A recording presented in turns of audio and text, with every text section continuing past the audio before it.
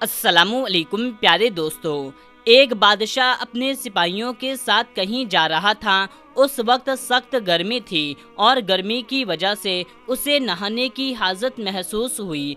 वो बादशाह करीबी तालाब पर नहाने के लिए पहुंचा। वहां जाकर क्या देखता है कि तालाब में पहले से कुछ लड़कियां नहा रही थी। लड़कियों ने जब बादशाह को तालाब के पास आते देखा तो फौरन ही तालाब से बाहर निकल गईं, मगर एक लड़की तालाब में बैठी रही। बादशाह ने उस लड़की से पूछा, तुम क्यों नहीं निकली? लड़की ने शर्माते हुए कहा, मैं बेलिबास हूँ, मेरे कपड़े तालाब के बाहर पड़े हुए हैं। लड़की के मुंह से ये बात सुनकर के बादशाह की शैतानी हवस जाग उठी। बादशाह बोला, मैं बादशाह होने के नाते तुम्हें हुक्म देता हूँ कि तुम बिना लिबास के ही तालाब से बाहर आ जाओ, मैं तुमको देखना चाहता हूँ।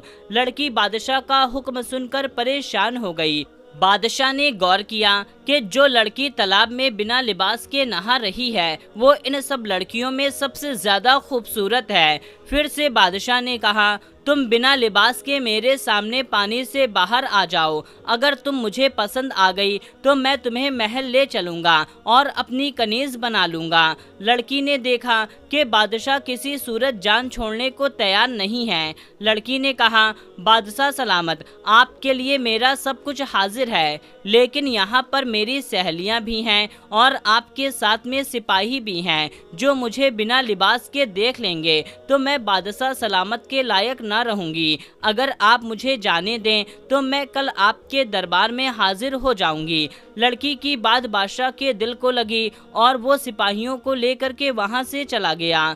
अगले दिन बादशाह बेताबी से उसका इंतजार कर रहा था, लेकिन वो लड़की दरबार में न आई। तो बादशाह ने सिपाहियों को भेजा कि उसके घर का पता करो और उसको मेरा पैगाम दो कि बादशाह तुमको दरबार में बुला रहा है। सिपाही चले गए और वापस आकर बताया कि वो सुनार की बेटी है, हम आपका पैगाम बाप बेटी तक पहुंचा आए हैं। बादशाह दूसरे दिन भी इंतजार करता रहा, लेकिन लड़की ना आई। बादशाह को बहुत गुस्सा आया, उसकी बेचैनी और हासिल करने की तलब बढ़ती जा रही थी। अगले दिन बादशाह ने सिपाहियों को हुक्म दिया कि जाओ उन दोनों बाप बेटी को गिरफ्तार करके मेरे सामने हाजिर करके लाओ। सिपाही फौरन रवाना हुए और वो सुनार के घर जा पहुँचे, मगर आगे से दरवाजे पर ताला लगा हुआ था।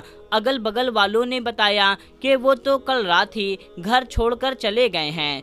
जब ये बात बादशाह को मालूम हुई तो वो बहुत गुस्सा हुआ और गुस्से से पागल हो गया। उसने सिपाहियों को हर जगह दौड़ाया, मगर उस लड़की और उसके बाप का कुछ पता न चल सका।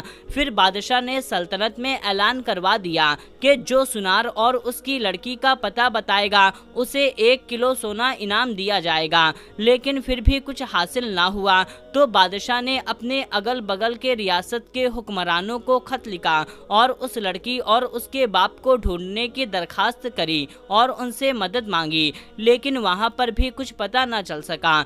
उस लड़की को जमीन निगल गई या आसमान खा गया। एक रात बादशाह सोया हुआ था और उसको ख्वाब में आया जिसमें दरिया के किनारे एक झोपड़ी नजर आई। बादशाह झोपड़ी को देख करके हैरान होता है कि इस वीरान में किसकी झोपड़ी है। ये देखने के लिए उस झोपड़ी के पास गया और अंदर दाखिल हो गया तो उसको एक दाढ़ी वाले बुजुर्ग नजर आए। उस बुजुर्ग के साथ में एक लड़की बैठी हुई है। इससे पहले बादशाह लड़की की शक्ल को देखता कि उसकी आंख खुल गई और बादशाह समझ गया ये वही बाप बेटी हैं जो उस झोपड़ी में छुपे हुए हैं। बादशाह उस इलाके को जानता था। अगली सुबह बादशाह सिपाहियों का एक दस्ता तैयार किया और सीधा दरिया के किनारे उसी जगह पर पहुंच गया जो उसके ख्वाब में नजर आई थी।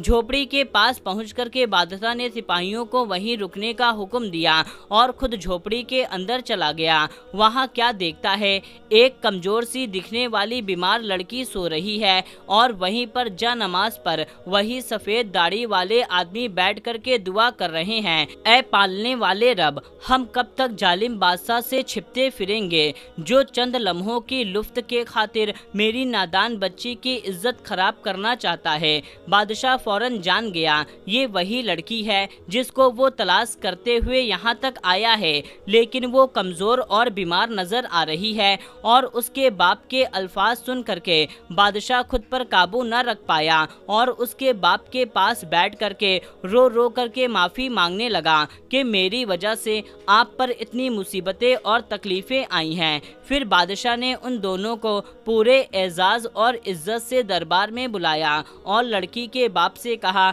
अगर आप इजाज़त दें तो मैं आपकी लड़की से निकाह करके अपना बीवी बनाना चाहता हूँ। बाप ने लड़की की रजामंदी जान करके उसकी शादी उस बादशाह से कर दी। बादशाह ने उस लड़की को अपनी बेगम बना लिया। तो मेरे प्यारे दोस्तों, यहाँ पर हुआ ये कि जो बादशाह उस लड़की की इज्जत खराब करना चाहता था, लेकिन अब वही बादशाह उसको अपनी बेगम बना लिया। तो मेरे प्यारे दोस्तों, इस पर आपको क्या कहना है कमेंट करके हमें ज़रूर बताएं और इस वीडियो को ज़्यादा से ज़्यादा लोगों तक शेयर करें। वीडियो को एक लाइक कर दें। मिलते हैं तब तक के लिए अस्सलामु अलैकुम, अल्लाह हाफिज़।